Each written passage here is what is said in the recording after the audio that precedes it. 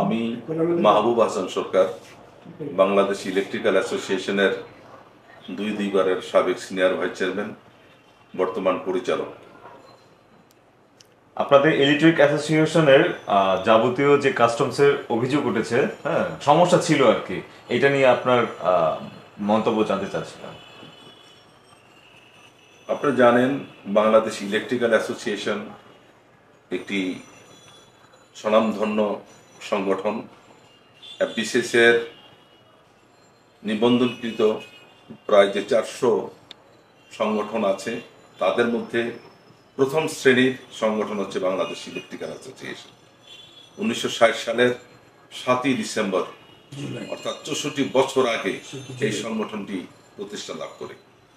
এই দীর্ঘ পরম্পরায় অ্যাসোসিয়েশনের 16 জন প্রেসিডেন্ট অতিবাহিত করেছেন তাদের মেয়াদকাল।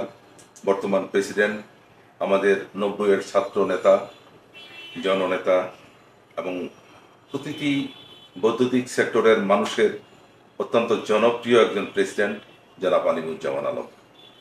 তিনি একটু ভিন্নভাবে অ্যাসোসিয়েশনকে দেখেন এবং অন্যরকমভাবে অ্যাসোসিয়েশনকে সাজাতে চেষ্টা করেছেন। তার কার্যক্রম অনেকটাই আমাদেরকে মুগ্ধ করেছে। কীরকম? এই সাস্টেনেবল, এই গ্লোবালাইজেশন, এই পৃথিবীতে এখন মানুষ যেভাবে ব্যবসায়ীরা সরকারকে, আজকে সরকার যে উন্নয়নের মহাসড়কে আছে, এই ব্যবসায়ীদের উপরে ভর করে কিন্তু সরকার আজকে উন্নয়নের মহাপরিকল্পনা নিচ্ছেন। আপনারা জানেন ইতিমধ্যে আমাদের লাইটিং সেক্টরে আমাদের যে অ্যাসেসমেন্ট হইতো আমাদের মালের $3 করে, সেটা $7 উন্নীত করেছে। বর্তমানে এই জিনিসটা নিয়ে আমরা অত্যন্ত বিব্রতকর একটি পরিস্থিতির মধ্যে অতিবাহিত করছি এবং এই ব্যাপারে আমরা এনবিআর-এর সাথে এবং আমরা আইসিডি কমলাপুরের এসি সাহেবের সাথে, বিডি সাহেবের সাথে এবং ঊর্ধ্বতন কাস্টমসের কর্মকর্তাদের সাথে আমরা বারবার বৈঠক করেছি, কমিশনারদের সাথে।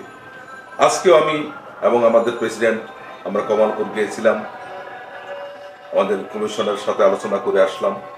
তারা আমাদেরকে আশ্বাস দিয়েছে বাংলাদেশ ইলেকট্রিক্যাল অ্যাসোসিয়েশনের যে ব্যাপার আমরা বললাম যে আমাদের যে কার্যক্রম, এই কার্যক্রম সুন্দর এবং সুষ্ঠুভাবে পরিচালিত হচ্ছে।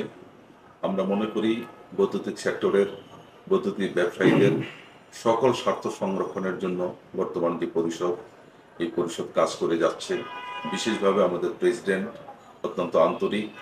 উনি সকাল থেকে একেবারে রাত্র পর্যন্ত সারাক্ষণ প্রত্যেকটা সদস্যকে সময় দিয়ে আমাদেরকে এই অ্যাসোসিয়েশন সমস্ত কার্যক্রমকে বেগবান করছেন। তো যাই হোক, আমরা মনে করি আগামী দিনে বাংলাদেশ ইলেকট্রিক্যাল অ্যাসোসিয়েশনের যে কোনো কার্যক্রম আমরা এইভাবে পরিচালিত করতে পারব এবং আমরা প্রতিটি সম্মানিত সদস্যের সহযোগিতা এবং সহমর্মিতা আমরা একান্তভাবে কামনা করছি। ধন্যবাদ।